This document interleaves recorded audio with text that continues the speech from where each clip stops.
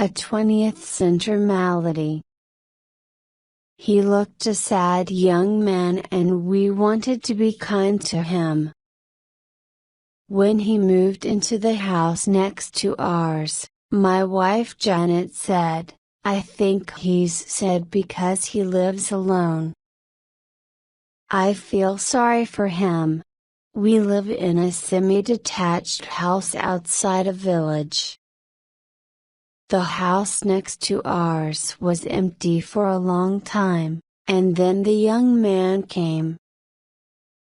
He arrived in a van with a few pieces of furniture. Then we didn't see him very much. Sometimes he went for a walk in the country. And every day he walked to the village to do some shopping. He always walked, he didn't have a car. "Perhaps he's too poor to buy a car," said Janet. "Let's take him into the village tomorrow." So next day when he out of the house to go shopping, I offered him a lift. "No, thank you," he replied. "I prefer to walk." We looked surprised.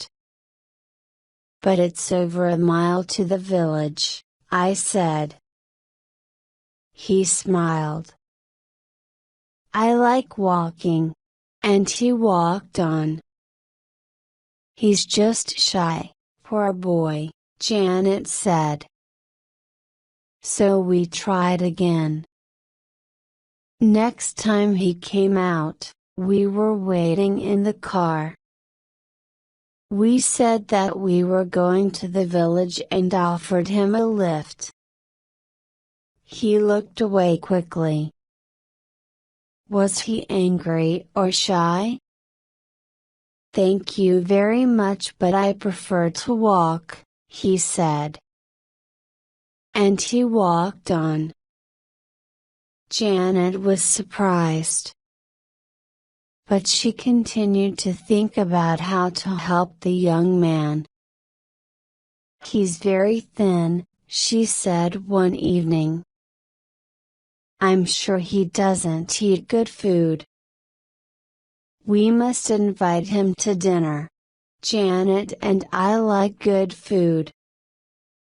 We eat a lot of butter and puddings and cream and sweet things like cakes. We know this rich food is fattening, but we like it. So we're a bit overweight." The young man opened the door. Janet was right, he was thin. He looked at me in silence a moment and smiled. "Thank you. You're very kind, but I can only eat certain food. I have a special diet."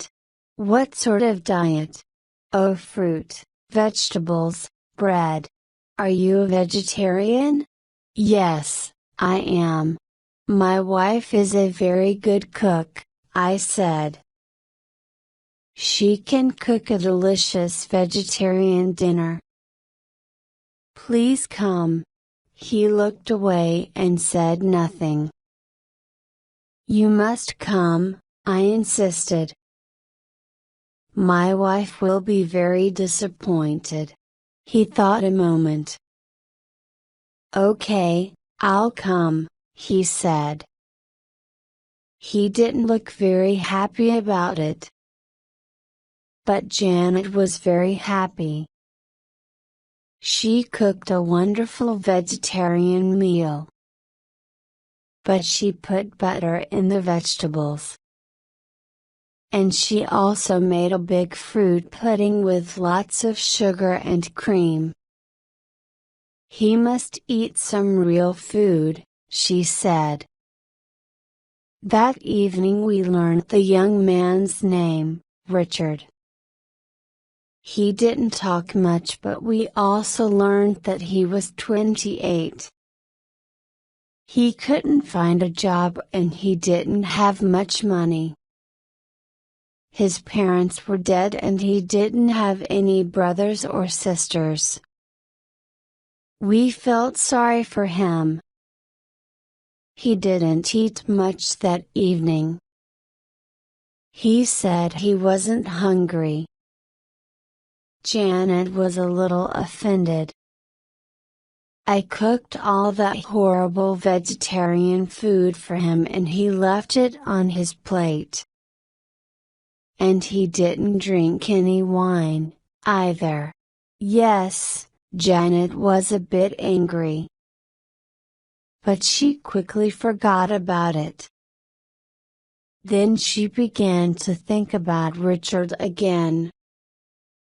Poor boy. He's all alone in that house, she said. He hasn't got any friends and he hasn't got a girlfriend. It's terrible. What does he do all evening? She looked at me sadly. He watches telly, like us. Suddenly she had an idea. We must invite him to come and watch telly with us. That will cheer him up. I think he likes to be alone, Janet, I said. He's a quiet person. But he isn't happy. I can see it. How? He doesn't speak or laugh much, but I think he's happy. Well, I say he isn't happy, Reg. You must go and bring him here this evening. I want him to be happy. So I went out into the cold, wet night and knocked on Richard's door. Would you like to come round to us? I asked. He smiled. Why? Oh, we can watch telly and have a bit of food.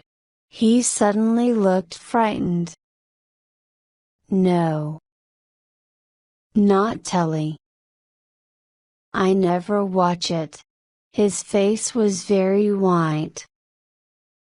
Now I was really surprised.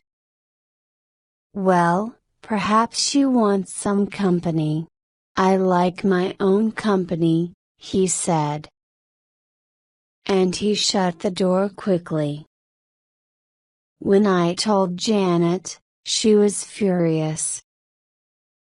Who does he think he is? We only want to be kind to him. At 3 o'clock the next morning she woke me up. Hey, Reg. Wake up. I've got a great idea. She cried, a big, happy smile on her face. We'll have a big party with all our friends and relatives. We'll tell Richard that there will be a lot of noise and invite him to come. I didn't like the idea. I'm not going to invite him this time. Good night, dear. So Janet invited Richard to the party. He couldn't say no, poor boy. But Janet told him he had to come and he came. But I could see he wasn't happy. There was loud music and dancing, lots of delicious fattening food, cigarette smoke, and bottles of alcoholic drink. Our friends and relatives are all very kind and they pushed plates of food and glasses of drink in front of Richard's nose. And he couldn't say no. When I saw him about midnight, he looked terrible. His face was white with panic. People were shouting, singing, and dancing all around him. He couldn't escape. Then about 15 minutes later he wasn't there. "Where's Richard?" I asked Janet. "Oh, he had to go," she replied. "He said he wasn't feeling well." "What a pity. He was enjoying the party so much." A few nights later there was a knock at the door. When I opened it, I couldn't believe my eyes. It was Richard. He was standing in the wind and rain. He was as white as a sheet, his eyes were dark and strange. "Could you phone a doctor?" he said in a quiet voice. "I'm not feeling well." I told him to come in and sit down. While I phoned, Janet made a cup of tea. Then she sat on the sofa with Richard. She was happy again. "What's the matter?" she asked. "I feel hot, I've got a headache, and my heart is beating fast." "Oh, you poor thing," Janet said tenderly. Dr. Rockall arrived soon and examined Richard. He said, "You've got a fever and your heartbeat is not regular. You must rest. Stay in bed for a few days. Relax and eat plenty of good food. Here's some medicine for the fever."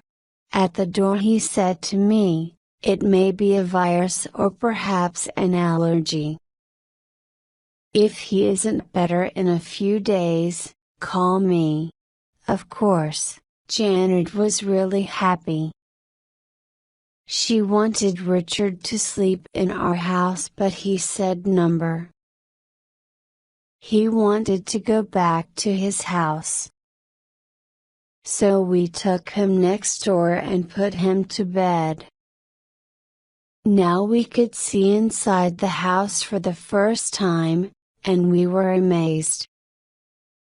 He had tables, chairs, a sofa and armchair, carpets, bookcases, pictures, cupboards, etc. But there was no television set, no video recorder, no phone, no home computer, no hi-fi. There was nothing modern, not even electric lights. He had big candles in all the rooms. He took the medicine and quickly fell asleep. "I'm going to stay here and look after him," said Janet. "Oh, look at this place. The poor boy hasn't got enough money to buy a telly. Let's get our old TV set. He can watch it in bed." "But Janet, he doesn't like TV." But she wasn't listening to me. I knew why she was doing these strange things. We haven't got any children and she wanted to give Richard all the kindness of a mother. When he woke up and saw the TV at the end of the bed, he looked frightened. He tried to move and speak but he was weak. "The doctor said you must rest," smiled Janet. "So be a good boy. Relax and watch TV. There's a quiz show, and then cartoons, then a comedy show, a soap opera, and an old film, a thriller I think." She made his pillow comfortable and pulled the bedclothes tight. He couldn't move. He stared at the TV with great frightened eyes, like a rabbit in front of a snake. "Are you hungry, Richard?" said Janet. He tried to move his head but it was difficult. Good. You look so white and thin. You need some real food. Richard tried to shake his head. There was terror in his eyes. No, I won't listen to you, Richard. You're going to eat and eat and eat. Then you'll get big and strong. Janet cooked some cream of chicken soup, and eggs and toast with lots of butter. Come on, don't be naughty, Richard. Open your mouth. That's right. Eat up. And Janet began to push the food into his mouth. She stayed with Richard for 6 days and nights. She slept in the next room.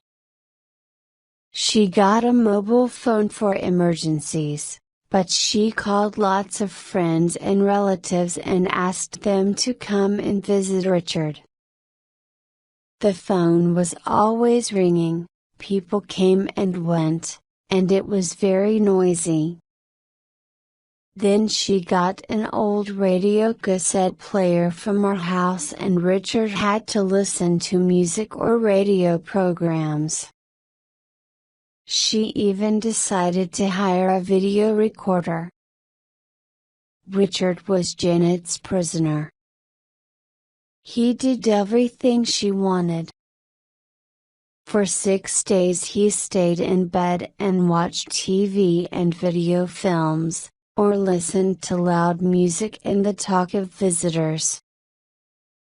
His eyes were like glass, his face had no expression.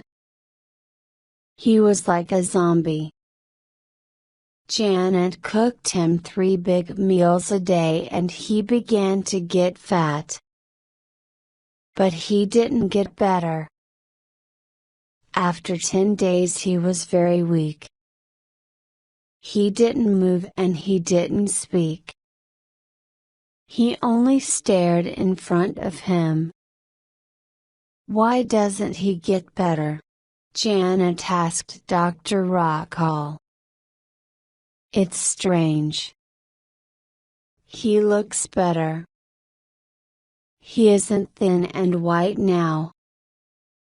Has he eaten well? Oh yes. Lots and lots of good food. The fever has gone down but his heart is still bad. I can't understand it. Look at his eyes. They look strange. Perhaps he's asleep. Oh, what shall we do, doctor? Janet cried. Well, we can't take him to hospital. There aren't any free beds. We have to wait a few days. Perhaps I'll contact one of my colleagues in Germany. Call me if there's any change. There was a change. 2 days later a man arrived at our house. He was tall and strong, with a great black beard and a red face. My name is Dr. Hans von Ruprecht, he said in a loud voice. He had a German accent. I am a good friend and colleague of Dr. Rockall. He phoned me yesterday about the mysterious malady of his patient Richard Jeffries. I had a patient in Germany with a similar malady. Is Mr. Jeffries getting better? No, I said. He's becoming a vegetable. A vegetable? Yes. Vegetables aren't very lively, are they? I replied. Do you know what's the matter with Richard? Not precisely. But if my analysis is correct, it may be a new illness that has appeared only in the 20th century. We don't know much about it, but we have found that emissions from electronic objects like televisions, computers, videos, hi-fis, etc., probably cause it. It seems that the waves from these machines are not good for the brain and nerves. They change or disturb the electrical functions, but we don't know precisely how or why. There is fever and rapid heartbeats. The patient gradually passes into a coma. Like a vegetable. Yes. One strange symptom is the patient wants to eat and drink a lot, usually fattening foods. You know, all the things that we eat today. So the patient becomes fat. We don't know why people need to eat a lot. Perhaps there are psychological causes. Nobody has done any experiments and nobody has written a scientific study. But we know the final result of the malady: the patient will die. At that moment there was a long, terrible scream from next door. Dr. von Ruprecht and I ran out of the house. Janet was coming out of Richard's house. She was crying. When I asked her what was wrong, she couldn't answer. I put my arms round her and the doctor went into Richard's house. A few minutes later, he came out. "He's dead," he announced quietly. I found this under the pillow. It was an envelope. I opened it. There was a letter in it. I read it out to the others. I'm going to die soon and I know that it's the 20th century that is killing me. 10 years ago, when I was 18, I was a very different person. I had a teenager's lifestyle.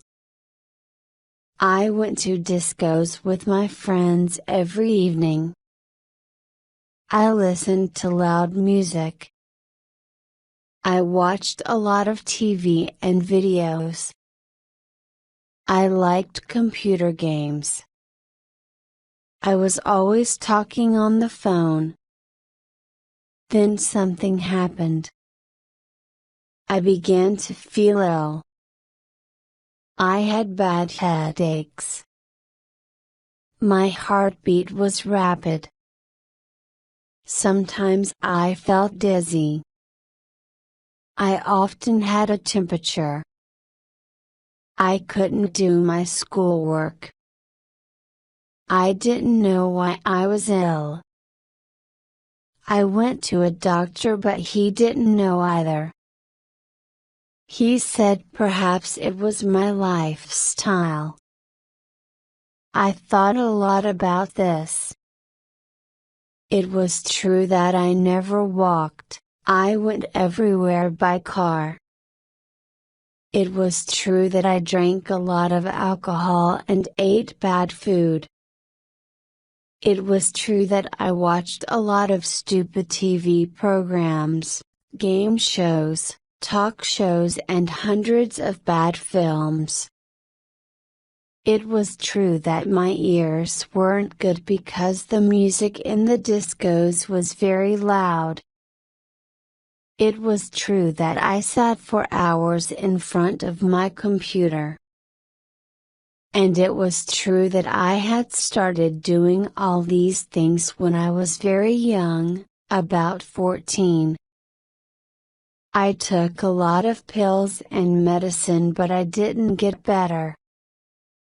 I became fat and very lazy. I never went out, except in the car. At weekends I sat in front of the TV all day or listened to music, and I ate and drank and ate. I live like a zombie. I never used my brain. It was full of the rubbish from TV programs, silly songs and terrible films. I became very weak and very ill with a temperature and heart problems. Then suddenly I understood. One day I had a little accident in the car and hit my head. It wasn't serious. But my mind became clear and I saw everything. I saw that the 20th century was slowly killing me. So I changed my lifestyle. I stopped living like a zombie. It was very difficult. My lifestyle was a habit, a very dangerous habit like taking drugs. Life at the end of the 20th century was killing my mind and my body.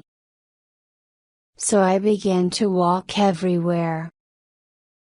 I didn't watch TV or listen to stupid music. I sold my computer and my video recorder. I didn't go to discos. I stopped eating bad food and drinking too much alcohol. And I lost all my friends too. But the 20th century was everywhere, it was too strong and I had to escape from it. So I came here to the country. But I couldn't escape. The 20th century is too strong. I can't fight it. I know I'm going to die soon. Goodbye. Richard Jeffress. When I finished, Dr. von Ruprecht said sadly, "So now we know that this is an illness of the mind caused by living in the 20th century.